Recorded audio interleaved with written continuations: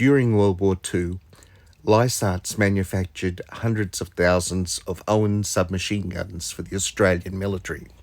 They were a good, cheap, reliable machine gun that suited the conditions in the Pacific very well. At the end of the war, however, the government didn't know what to do with all the machine guns and other munitions they had lying around, mostly in North Queensland. So they decided the thing to do was throw them down abandoned mine shafts. The mine shafts were, theoretically, full of lots of water from years of disuse, and the weapons would just turn into rust, and that'd be the end of that. However, during the 1950s and early 60s, police in Charters Towers began to hear that local lads were off shooting kangaroos using Owen submachine guns. They thought it was a bit strange, but they investigated it, and they did indeed find some local teens had Owen submachine guns.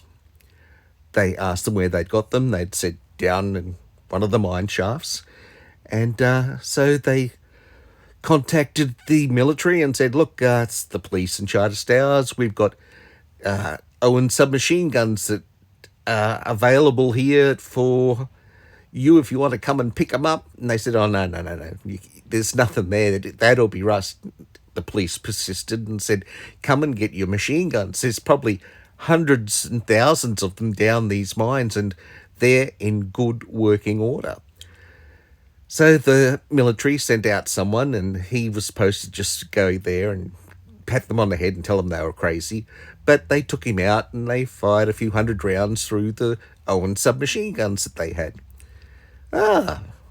So the military ended up going back, taking all these things out of the mine shafts again, and they vanished. But that's not the only thing that were found around Charters Towers after World War II. The Americans didn't want to take all their jeeps back, so they'd just get them and they would just drive them into the local dam or river, and that'd be that.